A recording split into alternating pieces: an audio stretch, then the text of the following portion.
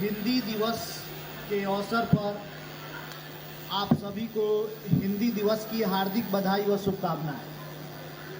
उससे पहले मैं अपनी स्वरचित पंक्ति से आप लोगों को अपने ये वक्तव्य को प्रारंभ करने से पहले स्वरचित पंक्ति मैं आप लोगों के सामने प्रस्तुत करता हूँ कि हिंदी मतलब हिंद, हिंदी मतलब हृदय, हिंदी मतलब हस्तक्षेप, हिंदी मतलब हस्ताक्षर, हिंदी मतलब विस्तार, हिंदी मतलब अभिव्यक्ति, नौकरी और प्यार।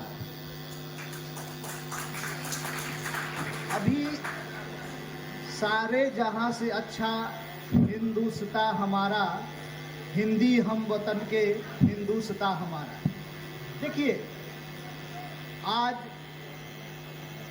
14 सितंबर और हम लोग हिंदी दिवस के पावन अवसर पर इस सेमिनार हॉल में एकत्रित हुए।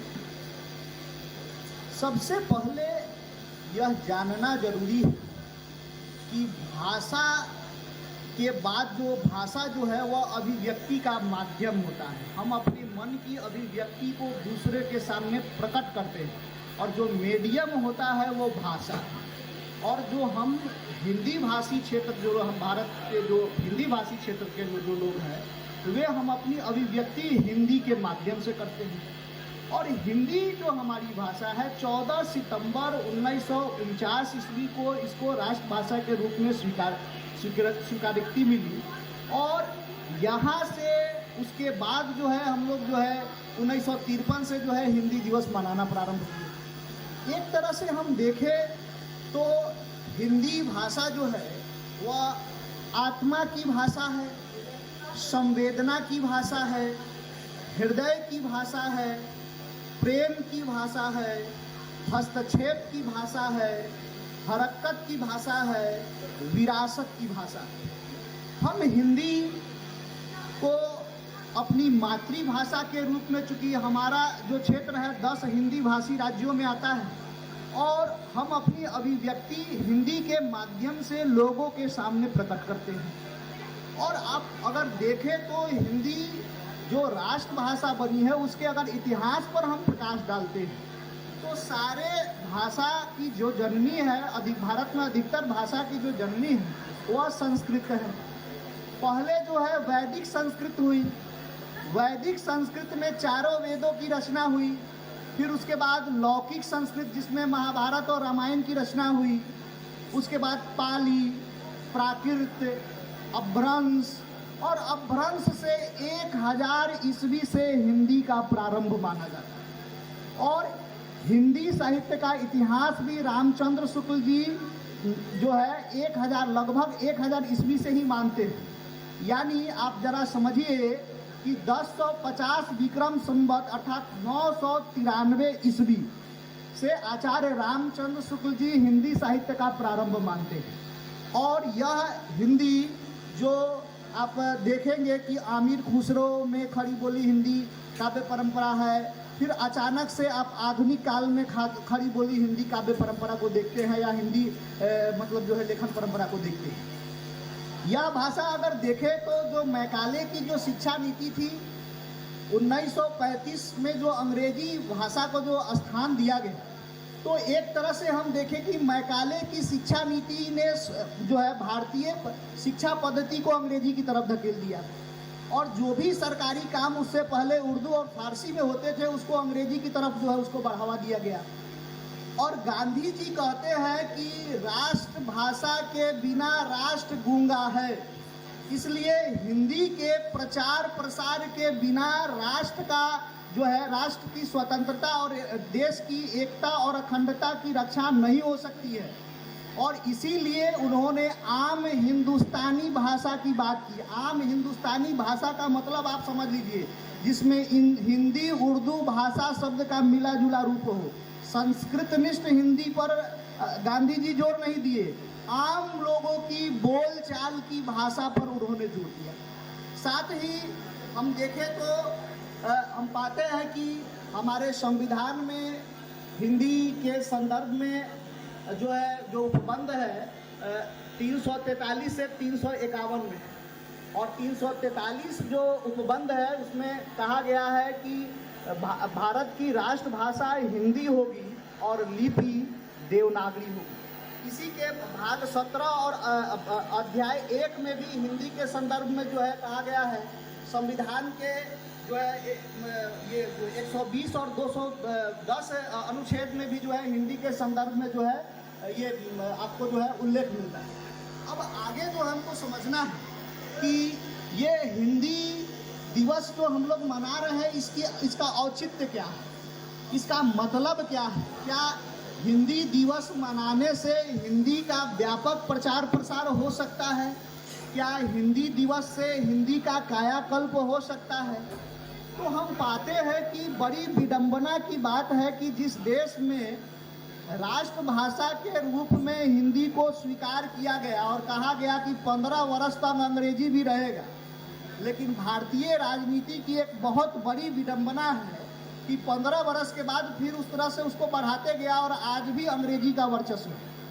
आज भी देखिएगा सरकारी कार्यालयों में, सरकारी मुख्यालयों में जो भी मसौदे तैयार होते हैं, जो भी ड्राफ्टिंग होता है, सब अंग्रेजी में होता है। और स्वयं जो गृह मंत्रालय जो हिंदी को राजभाषा और राष्ट्रभाषा का दर्जा दिए हुए है, वो खुद अपने सभी नोटिफिकेशन को, वह खुद अपने सभी जो पत्र जारी करता है, मसौदे जारी करता है, उसको अंग्रेजी में प्रस्तुत करता है।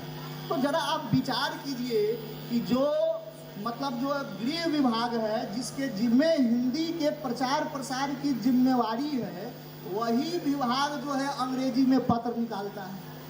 और जिस भाषा से हमको आज़ादी मिली, जिस हिंदी भाषा के कारण हमको आज़ादी मिली, यह कितनी विडंबना है कि वही भाषा जो है वह क्या है, परतंत्र है, वो उसको अंग्रेजी दबाए हुई है। तो मुख्य रूप से अगर हम देखें तो भारतीय संविधान में हिंदी को राजभाषा के रूप में स्थान दिया गया है और इसको 3 वर्गों में बांटकर क वर्ग और ख वर्ग और ग वर्ग में बांटा गया है। क वर्ग में जो है ना हिंदी भाषी क्षेत्र आता है, जो दिल्ली, उत्तर प्रदेश, बिहार। पत्राचार का माध्यम हिंदी है, ठीक है। उसके बाद जो खास श्रेणी के जो राज्य है उसमें जो है पत्राचार का माध्यम जो है, जो मध्य प्रदेश और राजस्थान है, उसमें पत्राचार का माध्यम हिंदी और अंग्रेजी होगा।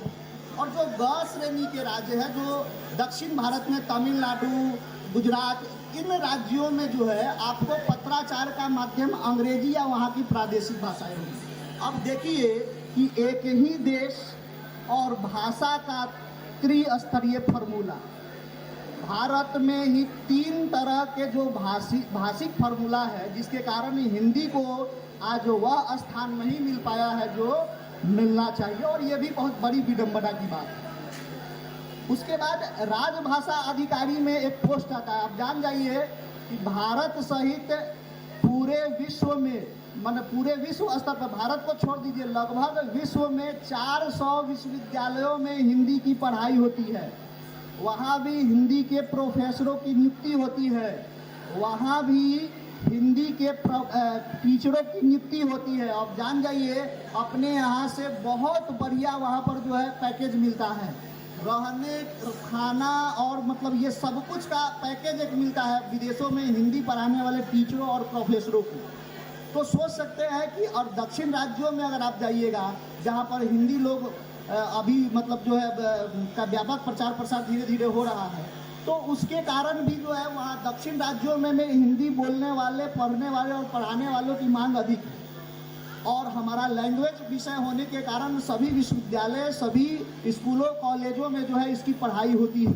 और सबसे ज़्यादा जो वैकेंसी है वो हिंदी में और अंग्रेजी में ही आता है, चूँकि लैंग्वेज जो है अनिवार्य पत्र होता है। हिंदी के विकास में जो है ये राजभाषा अधिकारी का एक पोस्ट आता है, जो आप देखिएगा हिंदी अधिकारी का, उसमें एक नियुक्ति पत्र के नियुक्ति में एक मतलब जो है एक शर्त रखा गया है कि जो लोग हिंदी ऑनर्स होंगे और जिनका 50 नंबर अंग्रेजी होगा वही भाषा अधिकारी के लिए फॉर्म के लिए अप्लीकेबल है। अब ज़रा सोचिए कि हिंदी के प्रचार प्रसार करने वाले अधिकारी को भी अंग्रेजी सीखना है, और आप देखिए चीन जैसा देश जो अपनी भाषा को अपनाकर विकसित हो गया, अन्य जो देश है वे भी अपनी भाषा को अपनाकर विकसित हो गए, लेकिन हमारे यहाँ जो भाषा का द्वैत है, भाषा की जो राजनीति है और हमारे जो राजनीतिज्ञ हैं जो भाषाई द्वैत के कारण लड़ते रहते हैं और भाषा हमारी जो राष्ट्रभाषा है वो राजनीति की शिकार जो है हो गई, तो उस रूप में भी हम देखें तो यह मतलब पिछड़ी हुई है। साथ ही सिनेमा में भी देखिए, सिनेमा भी हिंदी के प्रचार प्रसार के लिए व्यापक योगदान दिया है। हिंदी फिल्म जगत या सिने जगत के लोगों ने भी हिंदी का व्यापक प्रचार प्रसार किया, लेकिन पुराने फिल्मों में जो कथन लिखे जाते थे, जो डायलॉग लिखे जाते थे, वो एकदम शुद्ध हिंदी में होते थे और उसमें भाषिक अशुद्धता नहीं होती थी, वो सब देखा जाता था। अब एक परंपरा आ गई है, अब डायलॉग भी अशुद्ध होते हैं और अंग्रेजी की तरफ बढ़ गए, आधा हिंदी और आधा अंग्रेजी डायलॉग रहता है। तो इस तरह से हिंदी का प्रचार प्रसार कैसे हो सकता है। साथ ही कार्यालयों में, बैंक सेक्टर में भी जो देखेंगे तो हिंदी का व्यापक जो है एक तरह से क्या बोलेंगे कि भेदभाव का शिकार है। बैंकों में भी देखिएगा कि जो फॉर्म है वो अधिकतर अंग्रेजी में रहते हैं, अब हिंदी भी अनुवाद आने लगा। बस स्टैंड, रेलवे, इन सभी में जो नोटिफिकेशन या जो अनाउंसमेंट होता है वह हिंदी अंग्रेजी दोनों भाषाओं में आने लगा है। और हिंदी का जो आज जो स्थिति है उसके लिए हमारे सत्ता की उदासीनता है। अगर भारत की आज़ादी में हिंदी का महत्वपूर्ण योगदान है तो यह हिंदी भारत के विकास में भी महत्वपूर्ण योग दे सकता है। अगर उचित स्थान भारत में उसको मिल जाए तो यह दिन दूर नहीं कि हिंदी का व्यापक प्रचार प्रसार होगा और हिंदी हमारे भारत के विकास में, राष्ट्रीय एकता और अखंडता में अपना महत्वपूर्ण योगदान है। पंक्ति है, मैं वो बोलना चाहूँगा कि निज भाषा उन्नति सब उन्नति को मूल, अब बिन निज भाषा ज्ञान के मिटत हियो न सूल। यानी बिना निज भाषा के, बिना मातृभाषा के ज्ञान के आपका विकास नहीं हो सकता है, भारतेंदु हरिश्चंद्र ने कहा है। इसलिए हिंदी जो हमारी मातृभाषा है उसको आप लोग सिर्फ क्या बोलते हैं कि लैंग्वेज रूप में पास बार्स के रूप में नहीं लीजिए, उसको व्यापक व्यावसायिक एवं कैरियर के रूप में अपनाइए, तो हिंदी का व्यापक जो है प्रचार प्रसार हो सकता है। धन्यवाद।